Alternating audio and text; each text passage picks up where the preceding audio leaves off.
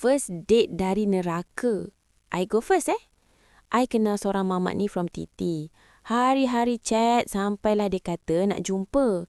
I cadangkan jumpa dekat My Town sebab dekat dengan rumah I.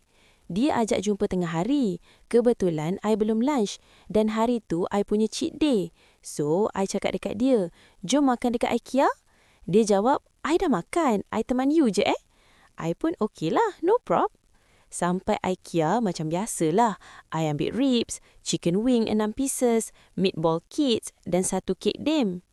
Disebabkan I yang nak makan, I bayarlah semua. Lepas tu cari table. I letak semua makanan. I nak pergi ambil air. That guy duduk dekat table je lah. Bila I datang balik table, chicken wing I tinggal 2 je weh. Meatball pun tinggal sikit. Jantan tu makan sebelum I. I dah macam, baruah ni tak tunggu aku ke? Makanan aku kot. Lepas tu dengan relax, dia ambil air I, lepas tu minum. Dia buat I macam member lama dia je.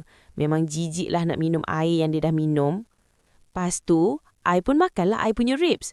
I tengah makan, dia boleh minta I potong ribs tu bagi dekat dia je. I pun masih baik sebab takkan nak kedekut makanan. I bagi dia sepotong. Tengah I menikmati I punya ribs tu, dia buka wrap kek dim I, lepas tu dia makan dengan selamba je. Sampai kek tu tinggal betul-betul sesudu je untuk I. Sumpah, I rasa nak nangis sebab I craving manis diet berbulan-bulan. Kek tu reward untuk diri I kot. Masa ni, I dah betul-betul turn off. Hilang selera dah nak makan. Then, I habiskan apa yang tinggal. I nak beli kopi sebab I tak minum lagi. Kan dia dah minum air I. Geli kot bekas dia. I cakaplah I nak balik. Lepas tu dia ikut belakang kata nak hantar I. So dia ikut sekali lah beli kopi.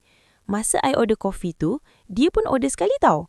Masa nak bayar, I toleh belakang, dia dah duduk dekat table je. So memang dia nak I bayar lah kan. I pun malas fikir, bayar je lah. Kopi je kot. Tapu dalam hati memang dah menyumpah dah. Lepas pada tu, I pun balik.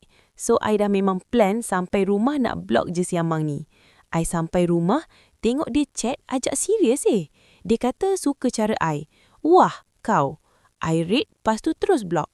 Semua I block. Memang tak tinggal satu pun.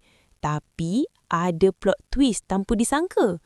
3 hari lepas tu, ada perempuan call I berbelas kali. Lepas tu dia WhatsApp tunjuk gambar, tanya, kenal tak seorang lelaki ni? Weh, si Amang tu ada bini lah.